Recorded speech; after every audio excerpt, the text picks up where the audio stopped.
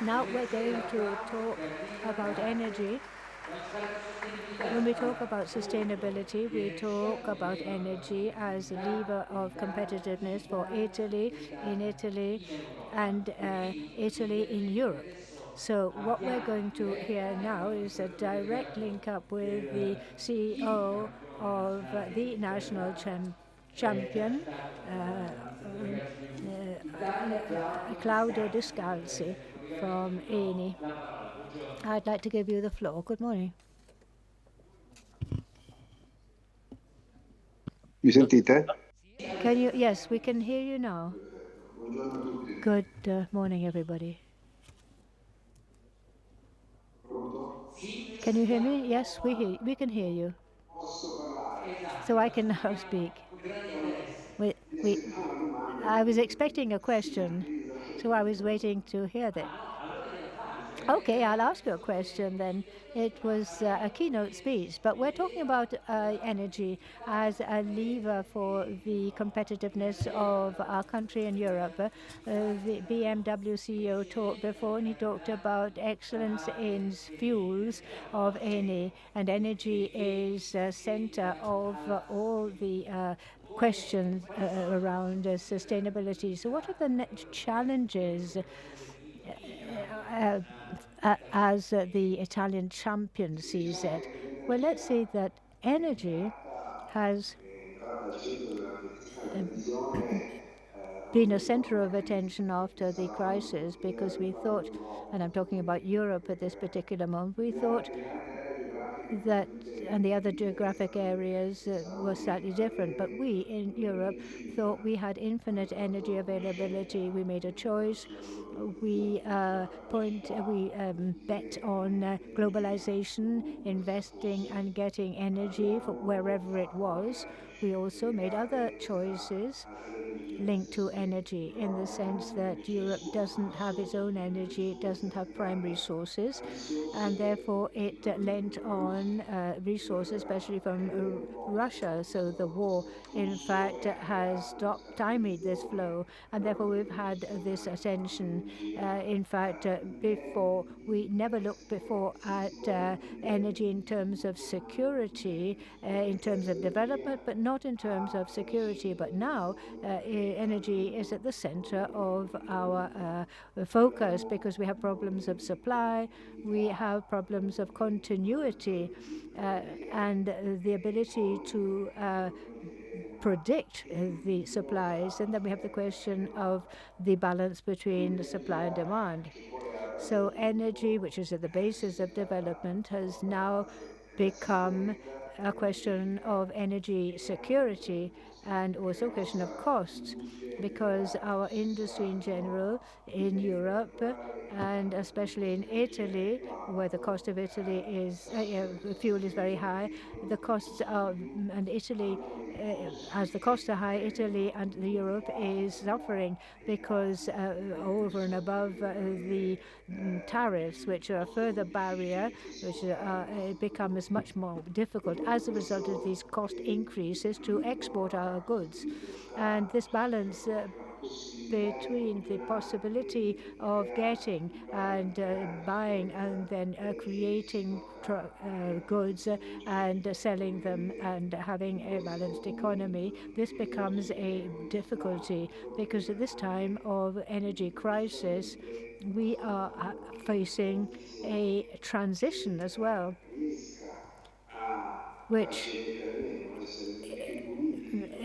whereby our fuel has to be cleaner is a further addition. And when we talk about emissions, for example, we mustn't think that a reduction of emissions is associated to a reduction of the GDP, reduction in growth. This mustn't go hand in hand. So the whole question is pretty complex. But now, as we're talking about energy and sustainability, but sustainability also means competitiveness, we are facing other areas where we are in competition or with whom we are in competitors, and where we were second or third in the world. We're talking, however, about competition with China, US, or the South. All these other countries have a need for energy, but also a need for exports. So, what's our position in Europe as Europeans? As we, after the crisis, with the cost of electricity, which is more than double other countries, more than double that of the US and China, that means that we have great problems. The US are self sufficient in the sense that strategically they have put the focus on their energy. They have an industry that they have constructed across the board in energy terms. Their energy is in excess. They were able to export it, but they have enormous energy, which allows for innovation. China is a bit more similar to Europe in energy terms, because it's true that it produces about 4 million barrels a day and a lot of gas, which continues to be produced in increasing amounts. But also, it's a strategy in the last 30 years of importing. And therefore, it moved to various countries in the world and agreed with long-term agreements in Africa and in Russia to have that energy and to be able to ensure their own energy security. But they did it not only in terms of energy, gas, and oil, but also in rare minerals, which have become really rare minerals because they're in the hands of China, especially 90% of these materials and the whole value chain. We see that China, in fact, has ownership of this to the tune of 70%. So, also, even US before didn't have a lot of energy, and it developed a policy to be able to have this energy. China didn't do this. It developed long-term agreements and long-term strategy. Europe, before the energy crisis, never thought of having an energy crisis. Europe doesn't have a energy security plan. No European country has it. Every country thought of having a different mix of energy supplies. And of course, this now impacts costs and development and in terms of security as well. Within Europe, we have very different costs levels, and this is due especially to the speculation and perhaps also, but especially due to the energy mix.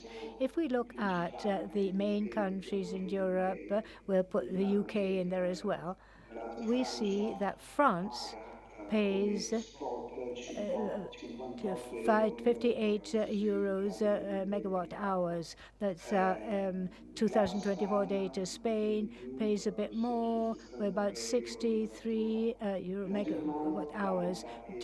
Germany, 80 euros megawatt hour, and we Italy 108. Why is there this difference, this range? Because the energy mix also gives this sort of result. And at the end of the day, we have this energy cost. And we see that the countries that have a continuity of energy supply, France with 70% from nuclear energy, France can have an energy cost which is lower, the lowest in Europe, 58 euro per megawatt hour. It has a little bit of gas. It doesn't have much renewable energy, but the cost is defined by its nuclear power. Spain has 20% nuclear energy. It has a base load, a continuity, in other words, which is predictable and assured. It has 40% regasification plants, and in its renewals are more efficient. with a load factor which is higher. That means that it has solar energy in Spain, which is 30-40% more than other solar plants in Europe. Germany. Germany pays less than us, 80 euro megawatt hour. It uses coal. That's the reason it closed the renewable plants, and it has used for 26-27% coal, because coal, in fact, gives this base load like nuclear energy, which is constant, a constant supply of energy, and therefore industry and companies all need this and rely on this. Rather than renewables, we need to sustain these renewables, which Italy has 45 or 50% gas and renewals, but which are very efficient. 1 giga of solar energy in Italy gives 0.9 or 1 terawatt hours, as against 1.82 in Spain. 1 giga of nuclear energy gives about 8 terawatt hours and does so continuously. So all these things put together indicates a cost, which of course has to be paid, because our energy costing more is a weight on society, on enterprises. And this impacts on development, but also it impacts on energy security as well. So we have a lack of a plan for energy security. Europe that has chosen a very varied mix of energies, and the fact that we have a single market. We're not connected, really. We're not even connected with our policies and with our rules and the costs. So we have a market which is very fragile as a result. And what has made the market more of Europe more fragile indeed was globalization, which is more segmented, has become more regionalized. And in fact, we in the last few in recently, in fact, put a great deal of focus on globalization, and we, in fact, we developed tertiary sector goods, and we let aside the secondary manufacturing phase, getting it from abroad. So we have an enormous amount of tertiary sector, and we've reduced our agricultural production as well as our industrial production. So here we have an energy fragility and a fragility in terms of costs, and globalization, which has become segmented for geopolitical reasons, has removed from us this model, which was our reference model. It wasn't a winning model anyway, because if we look at the last 20 years, the European GDP has practically remained static, whereas China tripled its GDP, and also the US grew in this field. So we have had a reduction of the market, a shrinking of the market, and also of our GDP. It's remained static. If the others grow, it means that we're lagging behind. So this comes from a long way off, this result. And also, obviously, I say obviously because it's right to say this. I think that in energy terms and the reduction of emissions and attention to climate change is very necessary. Europe, in fact, has put up this as its key aim, whereas other countries have not done this. Other great emitters, China, US, and other Asian countries, have not bothered about this. They have not given constraints to its industries, but also it has imposed tariffs.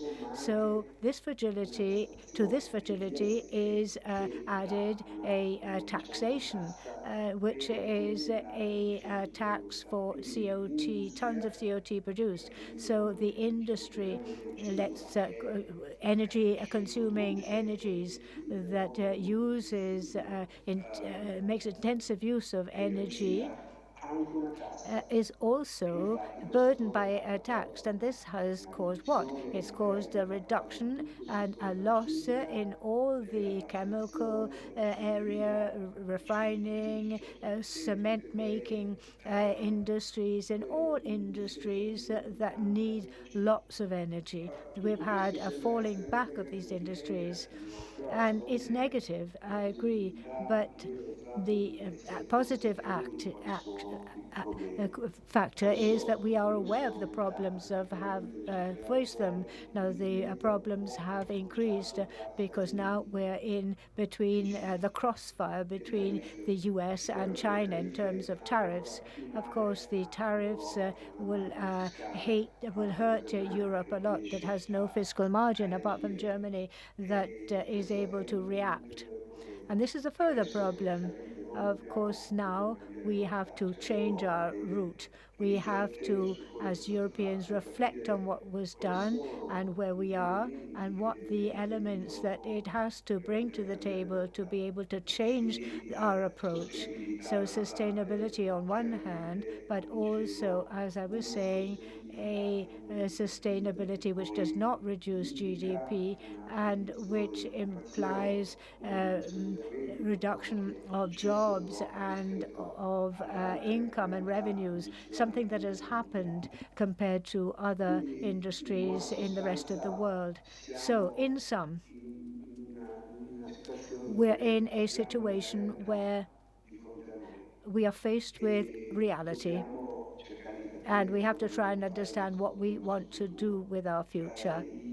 The parameters of multilateralism have just fallen away because we're trying to remain multilateral. But as we have different energy sources, different policies, and so on, and we are going towards unilateral relations, but that's dangerous. But the fact that is more dangerous is that we are slow and we can't find a common strategy, something that Europe really finds difficult to do and get together. Until today, the European Commission, of course, the European Commission has not given any signs of having woken up.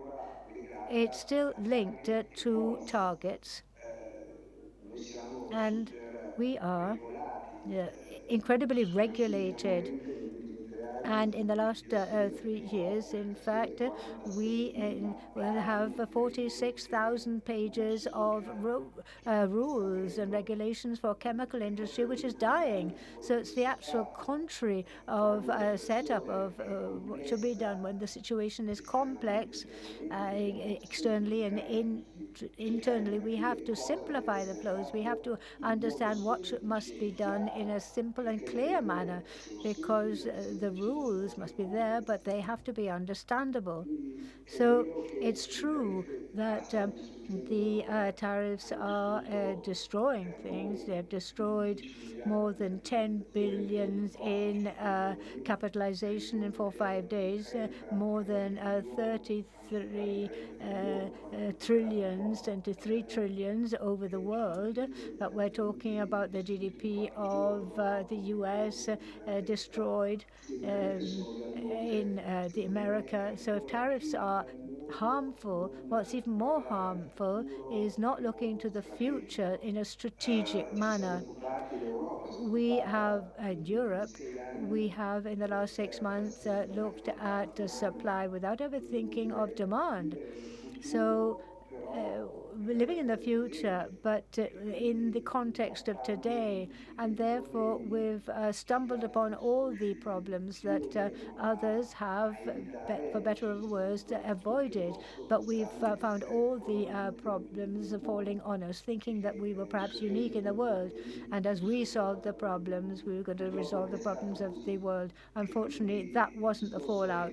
And so the energy issue has become it's through the focus, but we're very far away from finding a common strategy. That's what we don't have, and probably a leadership, a competent leadership, which goes beyond just looking at one's own backyard. I'm talking about every individual European state. Right leadership has to go beyond that view and not just give usher words, words, and words. Thank you very much, the CEO of Eni, Claudio Descalzi, which has